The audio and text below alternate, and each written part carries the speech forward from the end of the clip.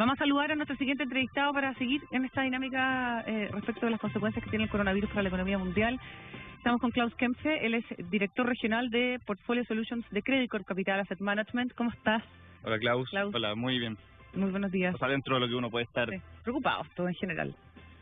Yo creo que estamos despertando un poco rápido esta noticia, igual que Estados Unidos. Al final era una película que ya había comenzado y entramos tarde. ¿Tú crees?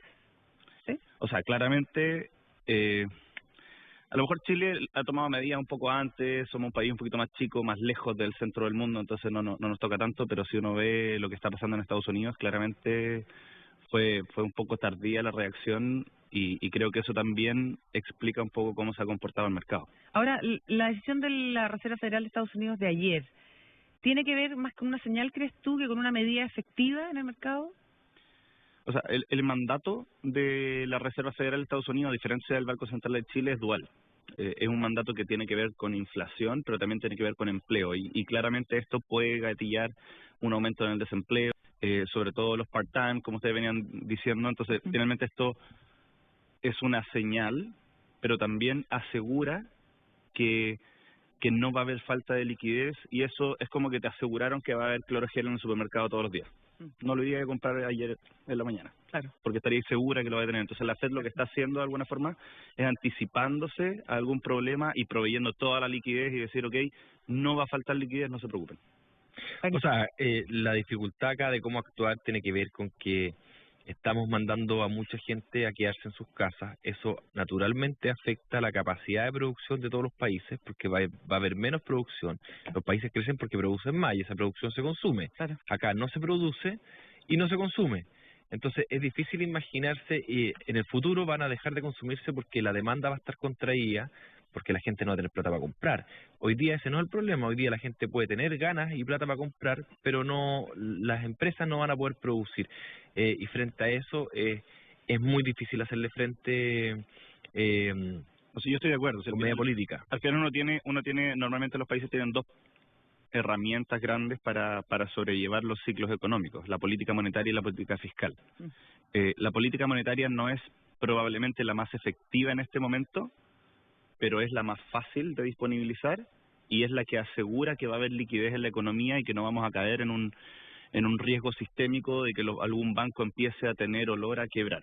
Claro. ¿Cierto? Entonces eso como que nos deja tranquilos por un lado, pero obviamente tiene que venir por otro lado con un gasto fiscal acelerado. O sea, esto no va a venir solamente por parte de la FED, y yo creo que lo que hace la FED ayer es una señal para los políticos americanos para poder gastar.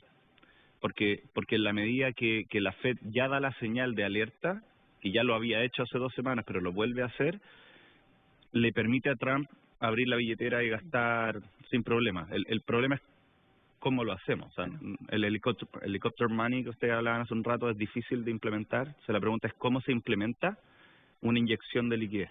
Claro, porque lo que tenemos ahora es que va a ser más difícil producir. Transitoriamente las empresas van a tener menos empleados y van a tener menos capacidad productiva. Si esto dura suficiente, las empresas van a tener problemas para poder soportar todos los costos que tienen que pagar sin ventas. Entonces ahí van a tener que tomar medidas muy fuertes para que las empresas no quiebren por liquidez, porque ahí vamos a estar en un problema, en la siguiente fase del problema.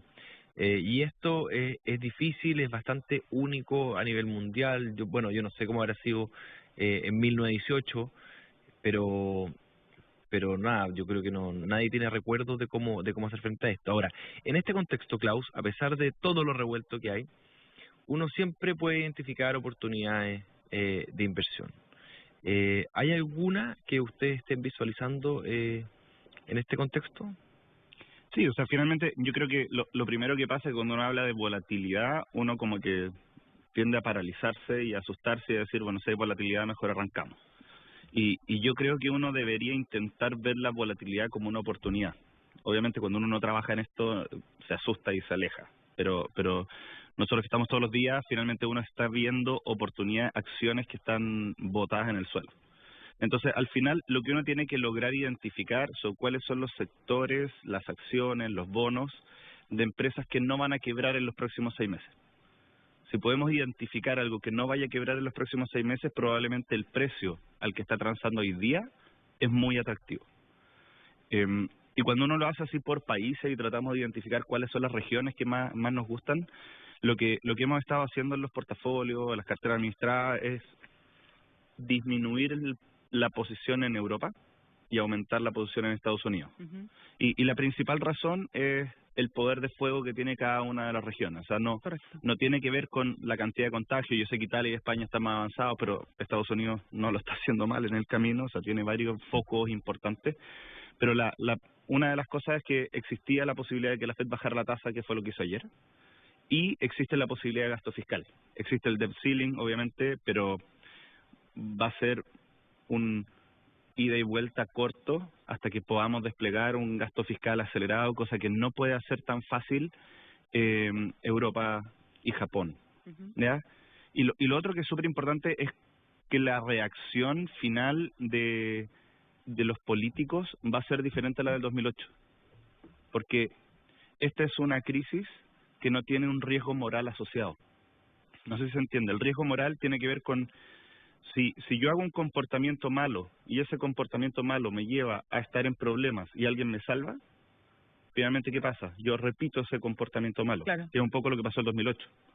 Pero hoy día es un agente completamente exógeno, entonces es muy fácil que haya un apoyo fiscal. Entonces, si logramos identificar regiones que logran sobrellevar los próximos 3 o 6 meses, claramente va a haber una oportunidad. Y ahí es donde estamos encontrando, sobre todo en Estados Unidos, la posibilidad en una cartera diversificada. ¿En qué sectores? Eso voy a preguntar. ¿Qué sectores se salvan ¿Qué de? estás mirando? Sí. A ver, vamos por partes. No, yo creo que nadie se salva. O sea, la economía, o sea, la bolsa americana más o menos se divide en 10 sectores. Sí. Entonces, para que la gente se haga idea de cuáles van a andar mejor.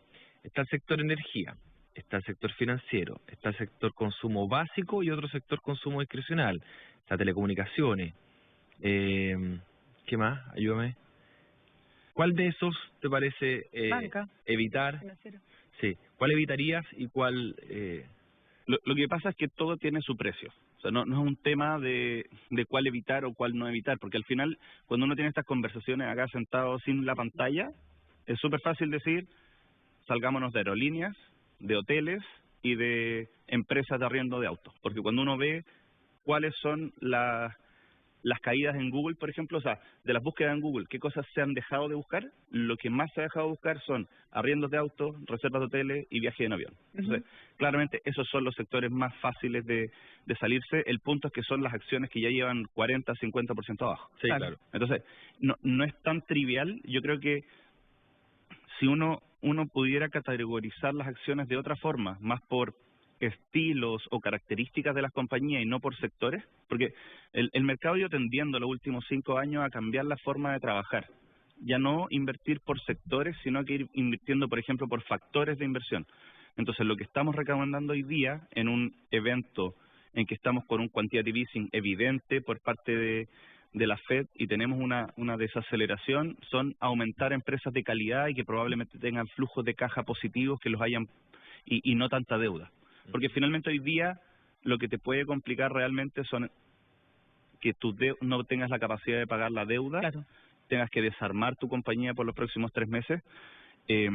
Las empresas medianas y pequeñas también normalmente tienen menos acceso al flujo de capitales, entonces estamos concentrándonos en empresas un poquito más grandes y de calidad.